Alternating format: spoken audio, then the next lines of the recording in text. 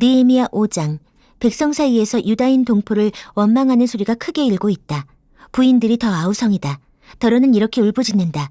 우리 아들, 딸들, 거기에다 우리까지 이렇게 식구가 많으니 입에 풀칠이라도 하고 살아가려면 곡식이라도 가져오자.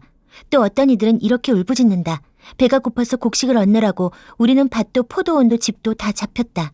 또 어떤 이들은 이렇게 외친다.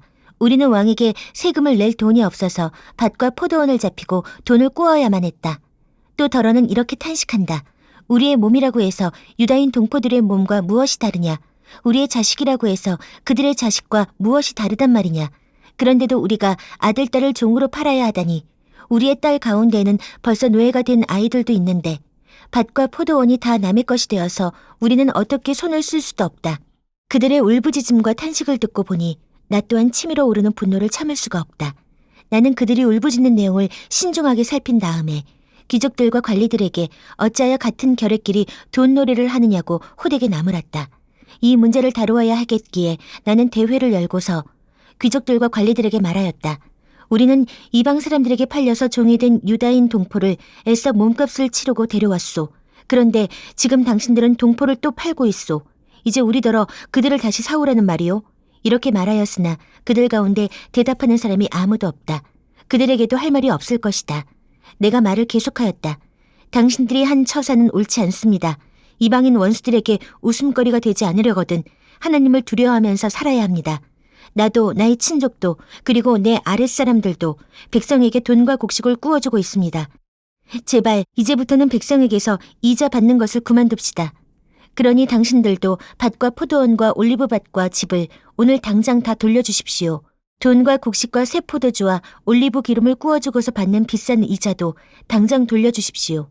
그들은 대답하였다. 모두 돌려주겠습니다. 그들에게서 아무것도 받지 않겠습니다. 말씀하신 대로 다 하겠습니다. 나는 곧 제사장들을 불러 모으고 그 자리에서 귀족들과 관리들에게 자기들이 약속한 것을 서약하게 하였다. 나는 또 나의 주머니를 털어보이면서 말하였다.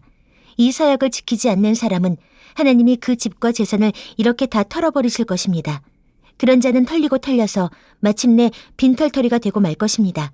내가 이렇게 말하자 거기에 모인 모든 사람이 아멘 하며 주님을 찬양하였다. 백성은 약속을 지켰다. 나는 아닥사스다 왕 20년에 유다 땅 총독으로 임명을 받아서 아닥사스다 왕 32년까지 12년 동안 총독으로 있었지만 나와 나의 친척들은 내가 총독으로서 받아야 할 노개 혜택을 받지 않았다.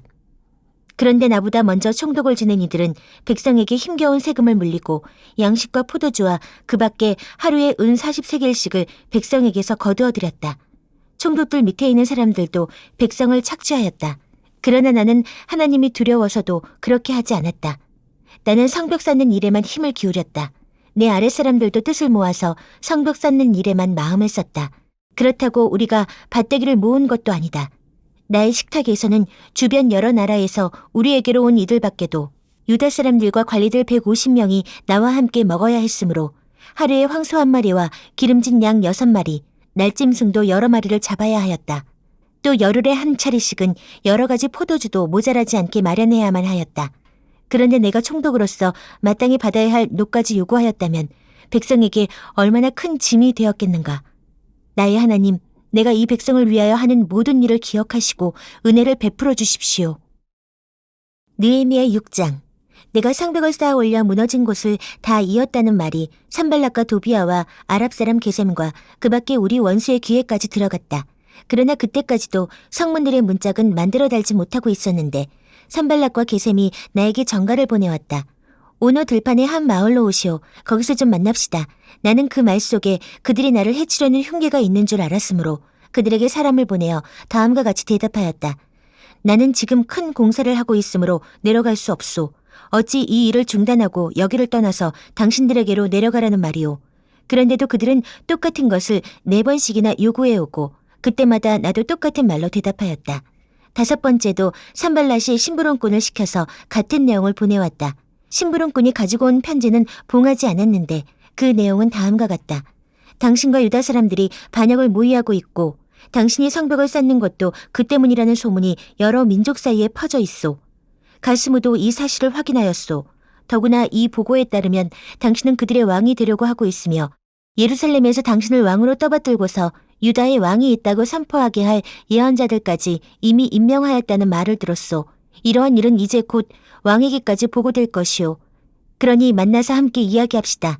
나는 그에게 회답을 보냈다. 당신이 말한 것은 사실이 아니오. 당신이 마음대로 생각하여 꾸며낸 것일 뿐이오. 그들은 우리에게 으름장을 놓았다.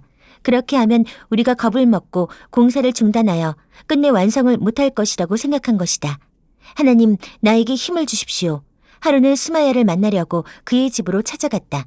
그는 들라야의 아들이며 무에다벨의 손자인데 문밖 출입을 하지 않고 있었다. 그가 나에게 말하였다. 하나님의 성전으로 갑시다. 성소 안으로 들어가서 성소 출입문들을 닫읍시다. 자객들이 그대를 죽이러 올 것입니다. 그들이 밤에 와서 반드시 그대를 죽일 것입니다. 나는 대답하였다. 나 같은 사람더러 도망이나 다니란 말입니까?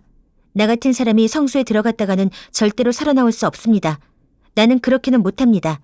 나는 그때 그가 하나님이 보내신 예언자가 아니라는 것을 알았다. 그는 도비아와 산발렛에게 매수되어서 나를 해치는 예언을 하였다. 그들이 스마야를 매수한 것은 나에게 겁을 주어 성소를 범하는 죄를 짓게 하여서 나의 명예를 떨어뜨리고 나를 헐뜯으려는 속셈이었다. 나의 하나님, 도비아와 산발렛이 한 일을 잊지 마십시오. 예언자 노야다와 그 밖에 나에게 겁을 주려고 한 예언자들이 나에게 한 일을 잊지 마십시오. 성벽 공사는 52일 만인 엘루럴 25일에 끝났다. 우리의 모든 원수와 주변의 여러 민족이 이 소식을 듣고 완공된 성벽도 보았다. 그제서야 우리의 원수는 이 공사가 우리 하나님의 도움으로 이루어진 것임을 깨달았다. 그래서 그들은 기가 꺾였다. 그 무렵에 유다의 귀족들이 도비아에게 편지를 자주 보내고 도비아도 그들에게 편지를 보내곤 하였다. 도비아는 아라의 아들인 스가냐의 사위인데다가 도비아의 아들 여호하난도 베레게의 아들인 무슬람의 딸과 결혼하였으므로 유다에는 그와 동맹을 맺은 사람들이 많았다. 그들은 내 앞에서도 서슴없이 도비아를 칭찬하고 내가 하는 말은 무엇이든지 다 그에게 일러 바쳤다.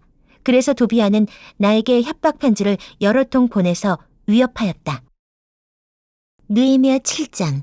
성벽을 다시 쌓고 문들을 제자리에 단 다음에 나는 성전 문지기와 노래하는 사람과 레위 사람을 세우고 나의 아우 하나니와 성체 지휘관 하나냐에게 예루살렘 경비를 맡겼다. 하나냐는 진실한 사람이고 남다르게 하나님을 두려워하는 사람이었다. 나는 그들에게 일렀다. 해가 떠서 환해지기 전에는 예루살렘 성문들을 열지 말고 해가 아직 높이 있을 때에 성문들을 닫고 빗장을 지르도록 하시오. 예루살렘 성 사람들로 경비를 세우시오. 일부는 지정된 초소에서 일부는 자기들의 집 가까이에서 경비를 서게 하십시오. 성읍은 크고 넓으나 인구가 얼마 안 되고 제대로 지은 집도 얼마 없었다. 귀족들과 관리들과 일반 백성을 모아서 가족별로 등록시키도록 나는 하나님이 나의 마음을 감동시키셨다. 마침 나는 1차로 돌아온 사람들의 가족별 등록부를 찾았는데 거기에는 다음과 같이 적혀 있다.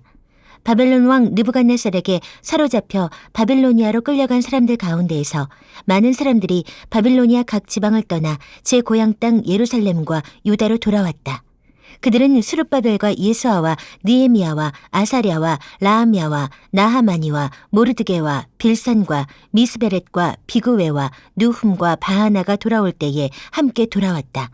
이스라엘 백성의 명단과 수는 다음과 같다.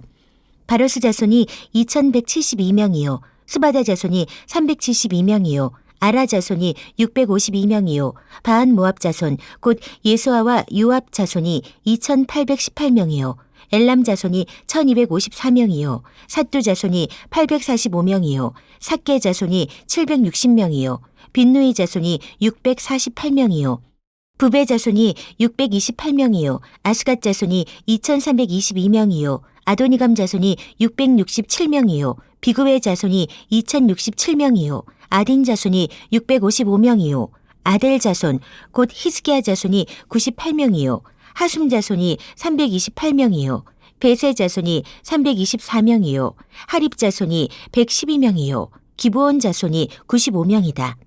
베들레헴 사람과 느도바 사람이 188명이요 아나도 사람이 128명이요 벳 아스메 사람이 42명이요 기랏 여아림과 그비라와 부에로 사람이 743명이요 라마와 게바 사람이 621명이요 믹마스 사람이 122명이요 베델과 아이 사람이 123명이요 느보의 다른 마을 사람이 52명이요.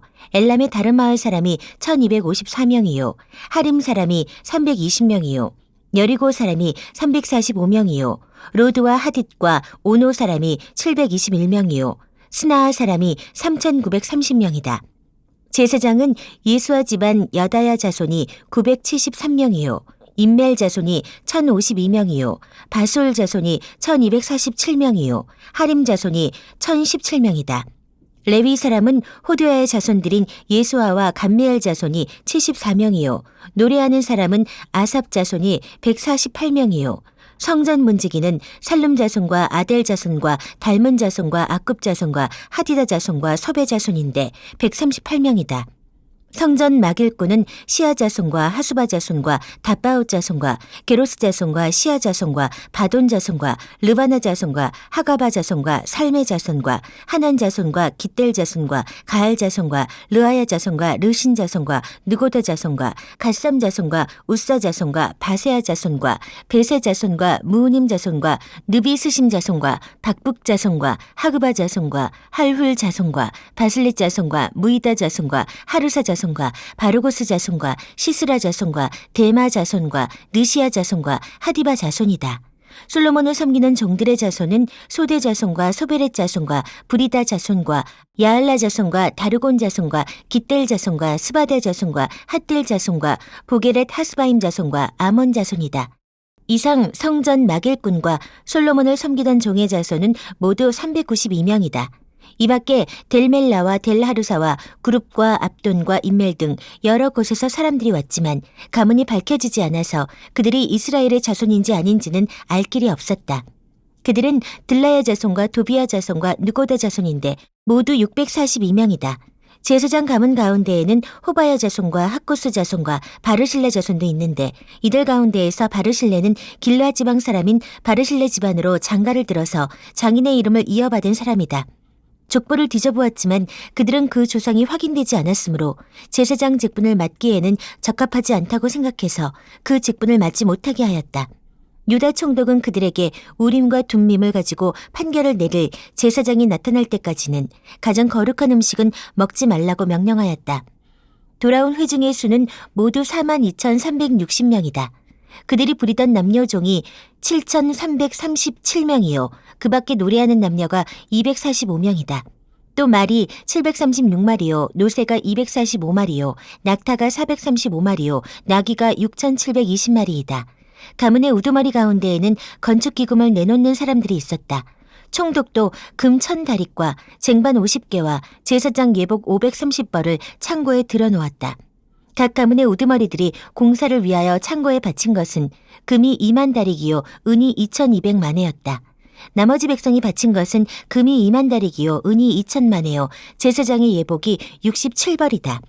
제사장들과 레위 사람들과 성전 문지기들과 노래하는 사람들과 백성 가운데 일부와 성전 막 일꾼들과 나머지 이스라엘 사람들은 저마다 고향에 자리를 잡았다.